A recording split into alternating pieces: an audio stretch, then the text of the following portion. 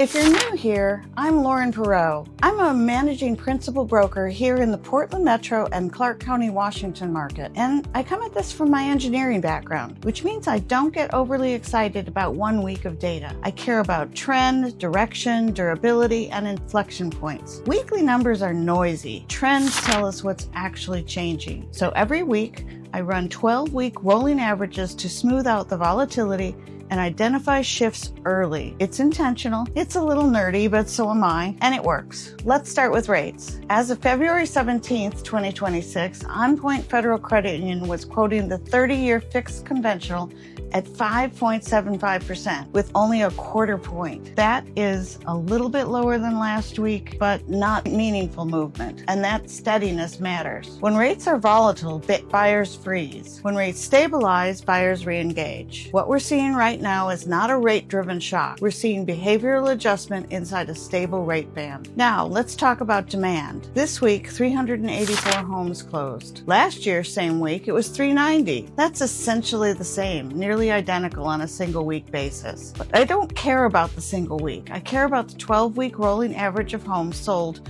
compared to the same rolling window a year ago. When we smooth things out, closed sales are running slightly below last year's rolling average, but the gap has narrowed compared to late Q4. That tells me we're seeing gradual demand stabilization, not acceleration. New pending sales this week were 547 versus 490 the same week last year. That feels meaningful. But again, 1 week isn't the signal. The 12-week rolling average of new pendings has been stair-stepping higher since early January. It's still below last year's pace, but momentum has shifted positive. That's important. Pendings lead closings by 30 to 60 days. If pendings continue strengthening on a rolling basis, we should see closings firm up in March and April. Now let's look at supply. Active listings are at 5,705. Last year this week, we were materially lower. Inventory is up double digits year over year. And when I run the 12-week rolling average comparison, we are clearly operating in a higher inventory environment than we were 1 year ago. That shifts leverage. Not dramatically, not catastrophically, but measurably. New listings this week came in at 585, as we said. That's a normal seasonal build. We expect inventory to rise through the spring. The question isn't whether it rises. The question is whether it rises faster than pending demand absorbs it. Think of the supply, the new listings coming in as the faucet, and the total supply down below is the bathtub. If the drain doesn't drain out, the bathtub might overflow, and that is not good for sellers. Right now, inventory is rising slightly faster than demand. Not wildly, but enough to keep pricing pressure moderate instead of aggressive. Let's talk price. Average sale price this week was $629,917,000. Median was $547,750,000. Year over year, that's a 3.9% average improvement and on the average, and plus 5.1% on the median. Those numbers sound strong, but again, when we zoom out, we calculate the 12-week rolling average of median sales price and compare it to the rolling average ending the same week last year. Appreciation is positive but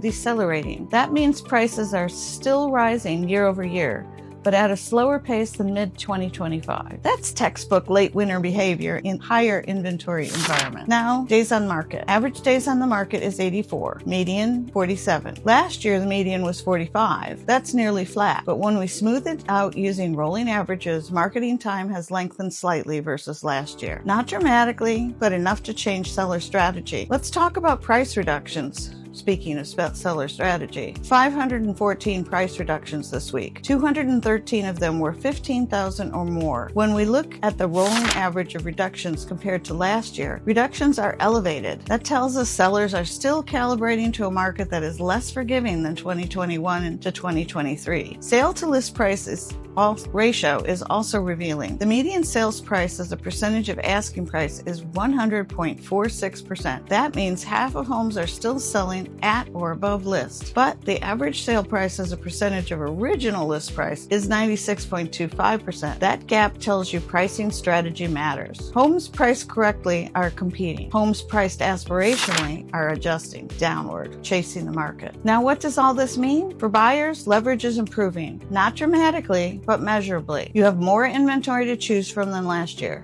Days on market are slightly longer, reductions are elevated. That gives buyers negotiating room, especially on homes that have been sitting 30+ days. For sellers, pricing precision matters more than ever. You need an expert to help you figure it out. The market is not bailing out overpricing. The first 2 weeks matter. If you miss that window, you're likely joining the reduction statistics. For move-up sellers, this is where strategy gets interesting. You are selling into a stable to softening leverage environment, but buying into one as well. The spread between what you sell and what you buy becomes critical. In markets like this, negotiation on the buy side often offsets moderation on the sell side. For downsizers, increased inventory helps, but properly preparing and positioning your home is essential because buyers have options. And remember, buyers don't have a ton of extra money laying around once they've come up with the closing costs and the down payment. So they don't want to have to put in new carpet or new countertops. You need to do it. Now, zooming out, we are not seeing signs of a market breakdown.